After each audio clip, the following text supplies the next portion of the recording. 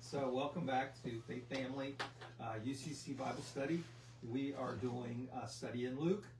We are getting close to the end. We are on chapter 24. No, that's 24 chapters. We're on chapter 22. That shows you how close to the end we are. So we're in chapter 22, and we just went over in chapter 21 Jesus in the temple, and we're getting ready for Jesus to do the Passover, of course, the last days of Jesus. So let's go ahead and look at chapter 22, starting at verse 1. And it starts out with the plot to kill Jesus. Now, the festival of unleavened bread, which is called the Passover, was near. The chief priests and the scribes were looking for a way to put Jesus to death, for they were afraid of the people.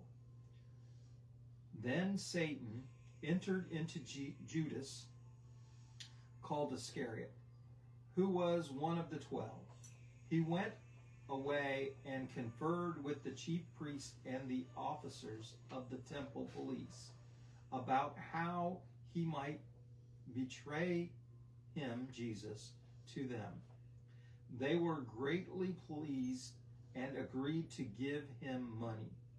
So he consented and began to look for an opportunity to betray him, Jesus, to them when no crowd was present.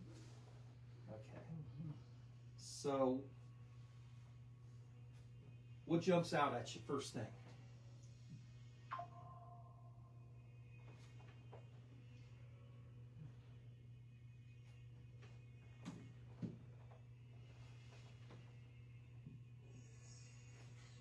Well, they're trying to do it in secret. Why? Because the people would be concerned if they knew about it. Yes. We read that back in chapter 20, verse 17, where they feared the people because the people thought he was a prophet. Mm-hmm. Or they thought John was a prophet. And they feared the people when it comes to Jesus as well. So they realized that their authority and their position of power that they have is reliant upon the people.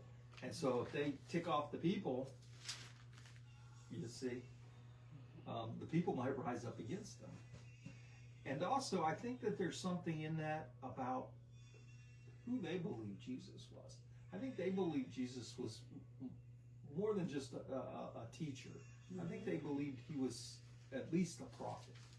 And so they were kind of afraid, especially if he was able to gather up and have the crowd behind him. What was the Messiah in their mind? God.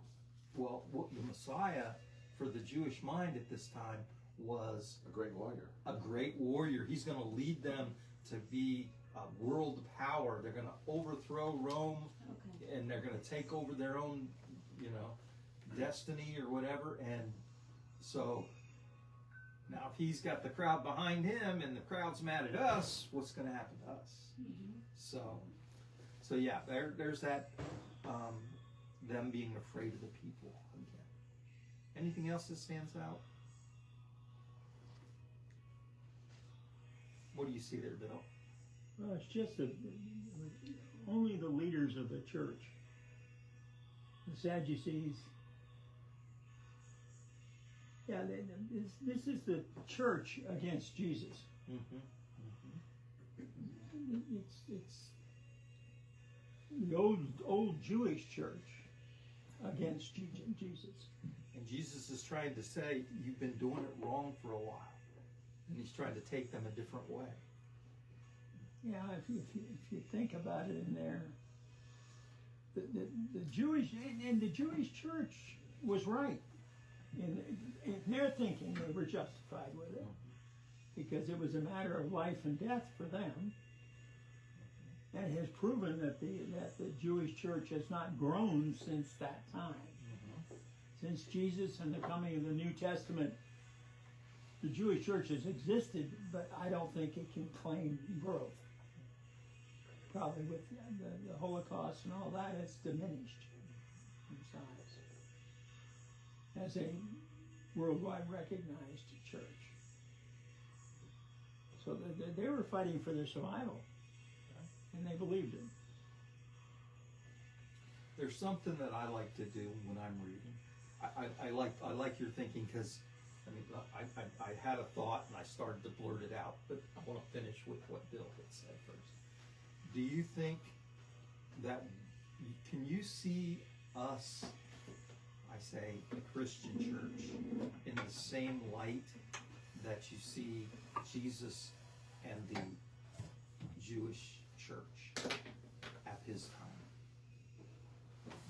Look at the way the church is today. Yeah. Do we agree with everything it says and does? Look at how politically they've taken over the church and kind of steered it in a way that's more political. But church has always been political. Oh yeah, the definition of political is, the people.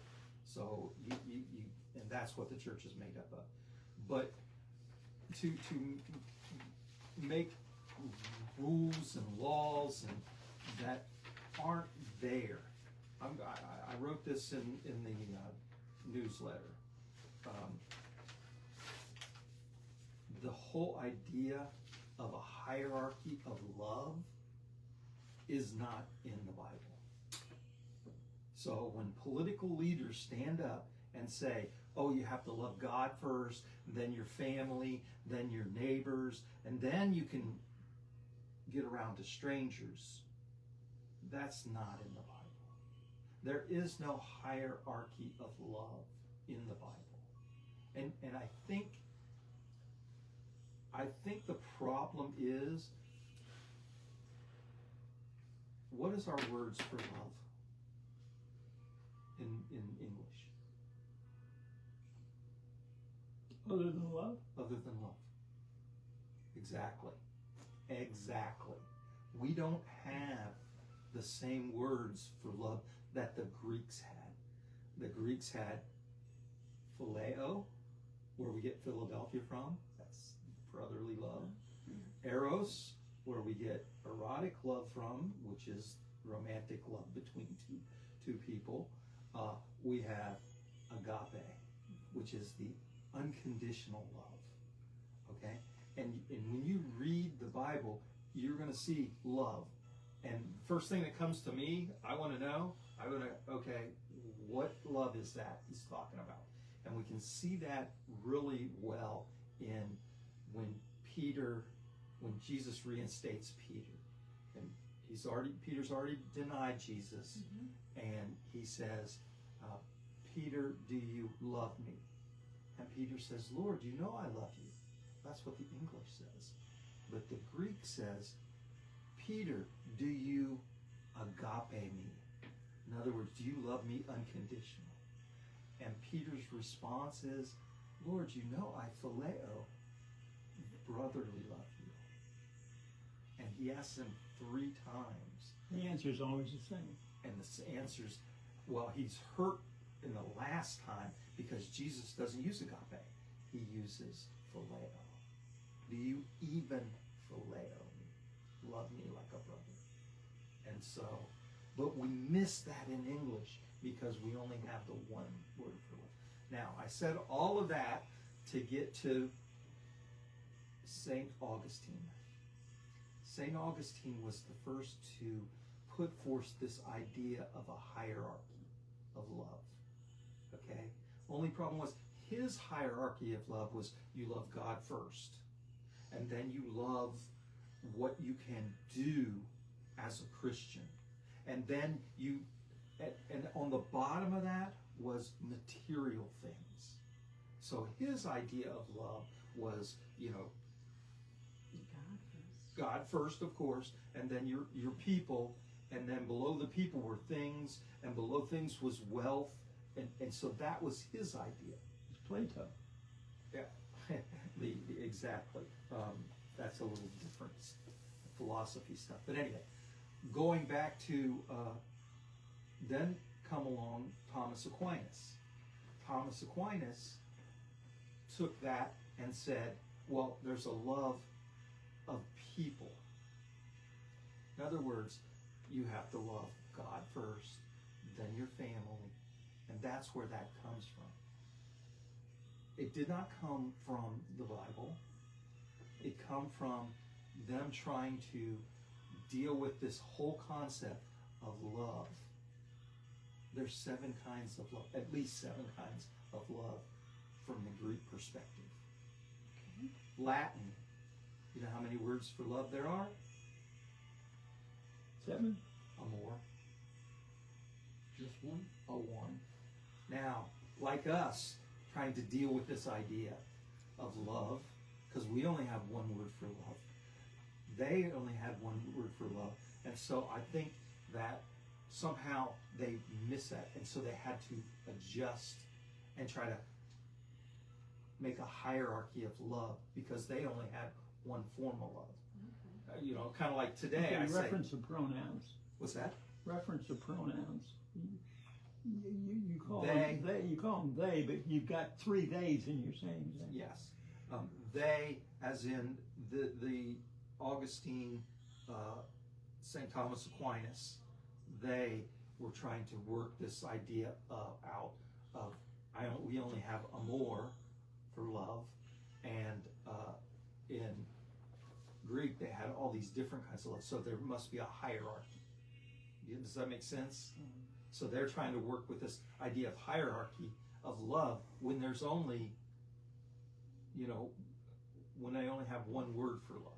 So anyway, so I wanted to put that out there, and I think that, where did that come from? Oh, that's the kind of things that takes away from what the Bible actually says and what is God intended when we put our own rules in there. And now, I'm not going to say the politician's name, but the politician said it's the Christian tradition. Did you see that? Yeah, but the Bible uses the 4 types of love. Okay. That's in the Bible. Okay. That's not Thomas Aquinas. That's not St. Augustine. But those 4 terms are in the Bible. Okay. Now, because they have 4 terms, it leads to a hierarchy. Which one is the most important? The truth is, they're all important. That's not the point. The point is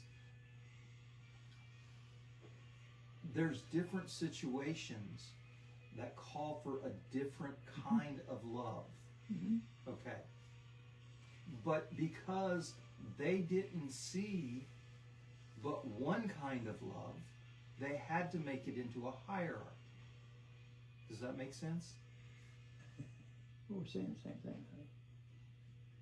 Because,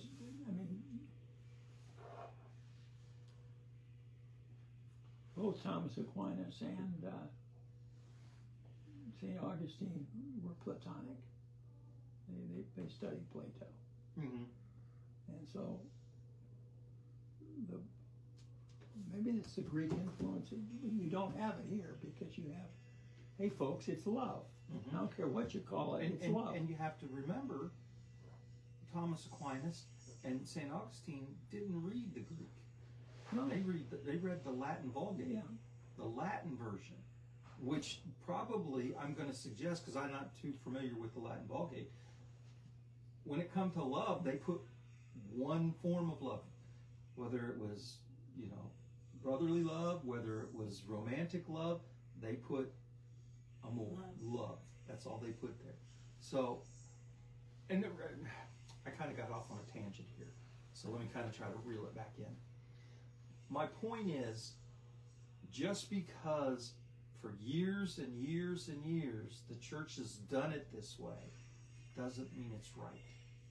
And when someone says, no, that's not right, and stands up against the church, whether it was back in the time when Jesus did it, or today when modern day prophets are doing it, it's still wrong. The church is not right.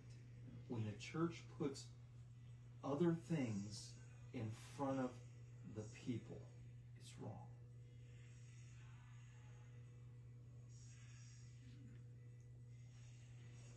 I agree.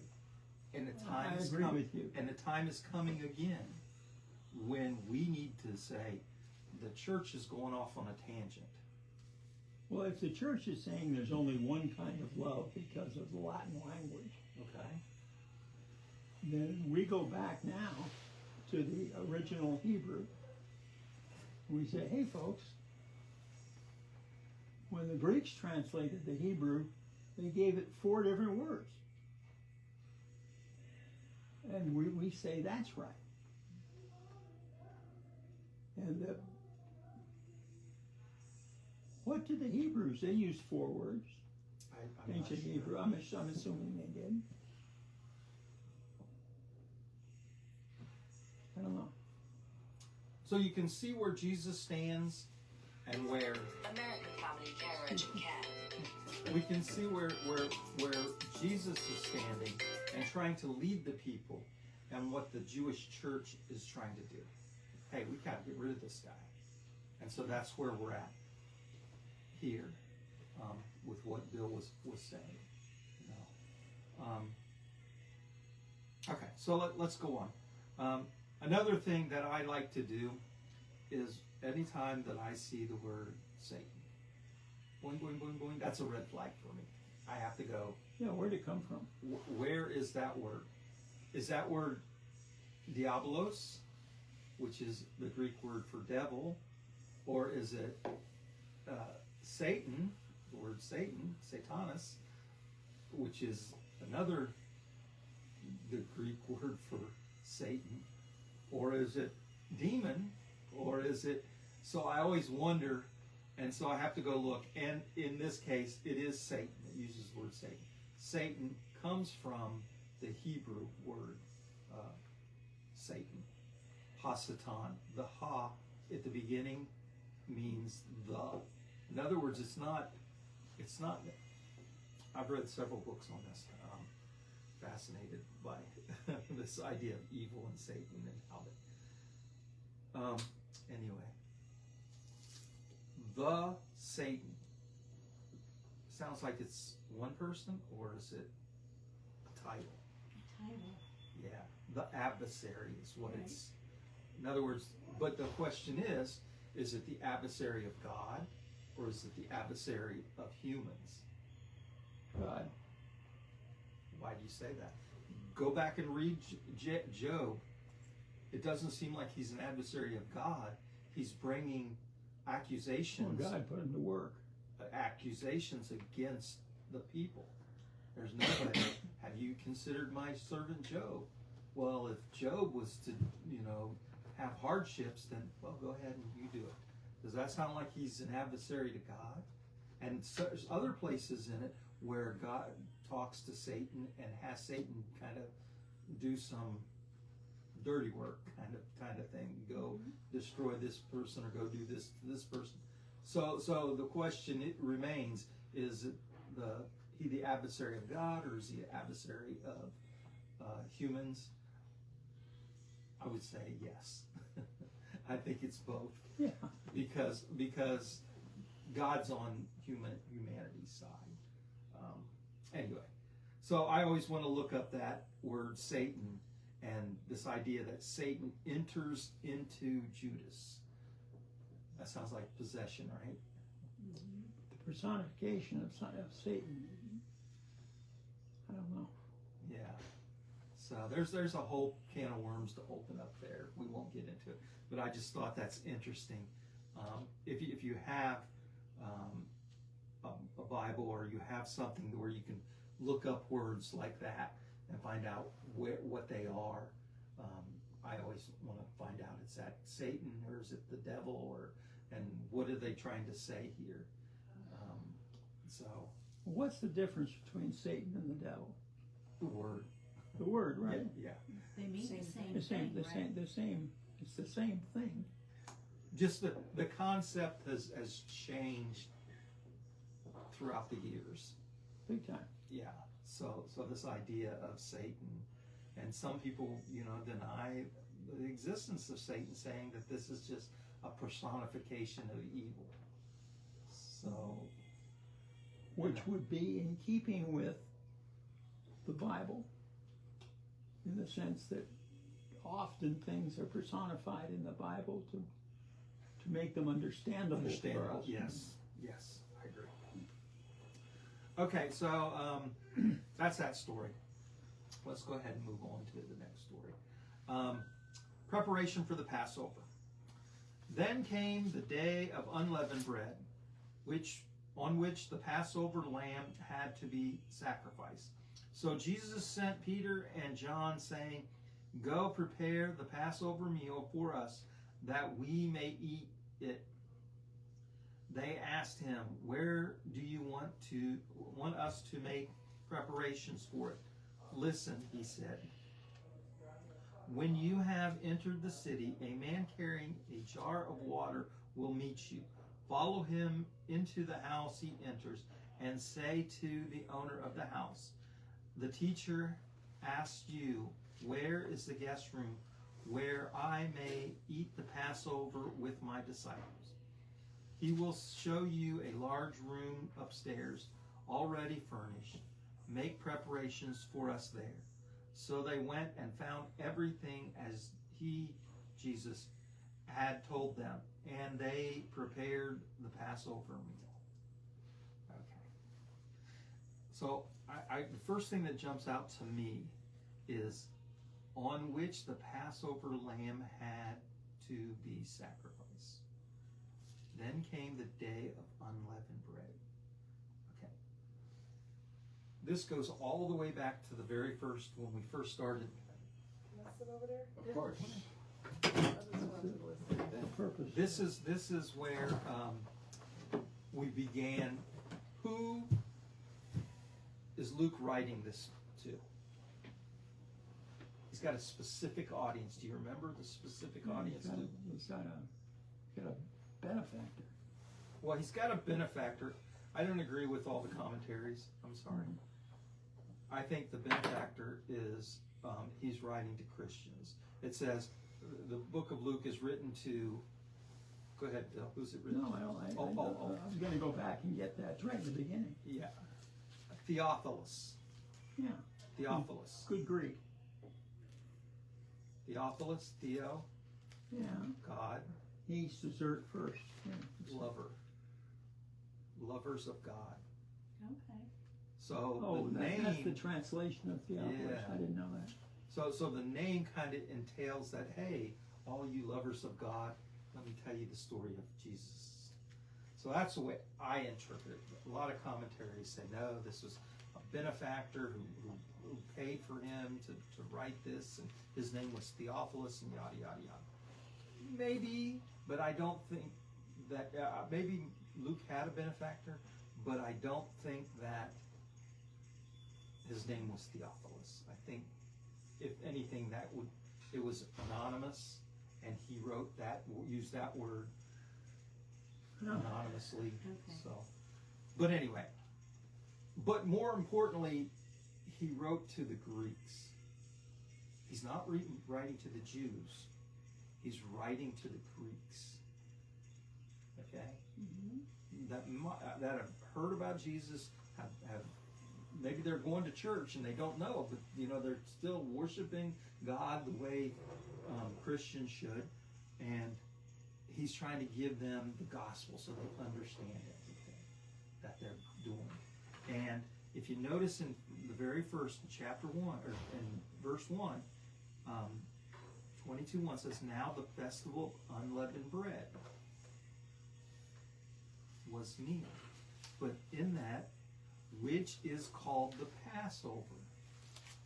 Now, if you were talking to Jews and you said, oh, the unleavened bread was coming near, the festival of unleavened bread was coming near, would you have to tell them, well, that's the Passover now?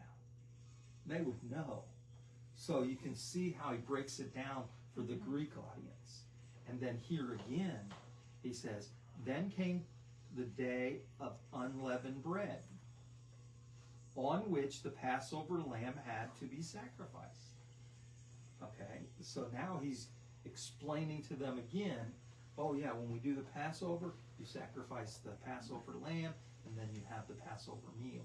So he's breaking it down to the Gentiles or the Jewish people. Or, excuse me, I'm sorry. He's breaking it down to the Gentiles, which are the Greek people. Okay? So I thought that was interesting in that part. What else do we know here? What else jumps out at you? Makes you go,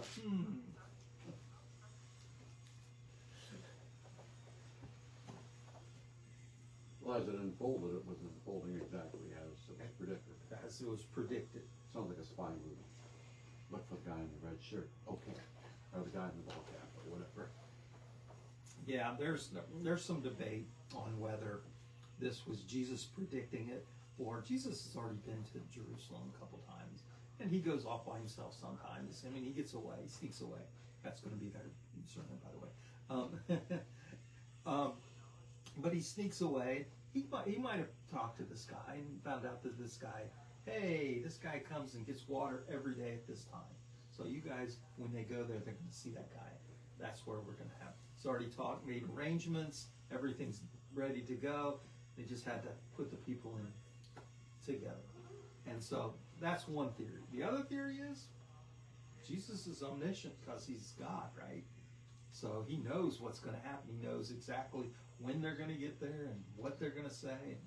So which camp is right? Yes. Does it matter? Doesn't make a difference. It doesn't matter. And that's some of the things that we need to look at as Christians and say, does it matter? Is it important to our faith?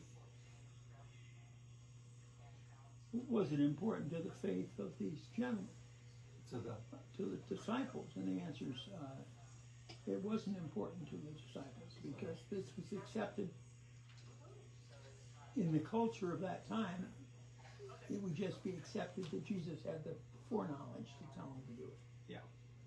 But they still didn't get it. No, they didn't get it. That's the whole thing. Yeah, go ahead. I'm just coming into it, so I'm totally maybe just asking the question was important because you're saying that they were talking to Greeks.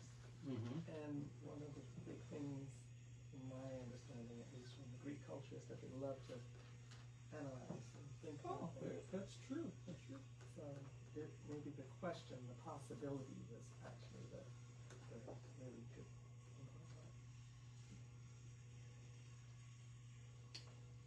But is this a thing that you're going to stand on to say, you don't believe this, you're not really a Christian?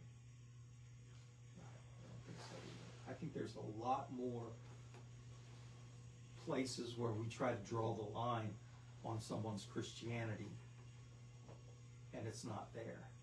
It doesn't matter. Does it make you love, Jesus that much less? No. Does it make you? As a matter of fact, I think by saying that Jesus, had prepared this ahead of time, and he knew when that guy was going to be there because he went to get water every day at that time. That just makes me that much more respectful, intrigued with Jesus. How everything that he's doing, everything his whole life is focused to this one particular event. And so he might be having a conversation with this guy that's the servant, and this is what it sounds like, that goes to get water every day at this time, and he locks it away, and then he says, okay, it's time to do this. He's already talked to the guy, boom, there you go. And just his life being that much of devotion to what his purpose is, that makes me to where if he had foreknowledge, okay, sounds a little magical to me, but okay. It's a lot clearer if you go down about 2 verses. Go ahead. No, this is, I said this is verse 15, and I said to them, and he said to them, I have eagerly desired to eat this Passover with you before I suffer. For I tell you, I will not eat it again until it finds fulfillment in the kingdom of God.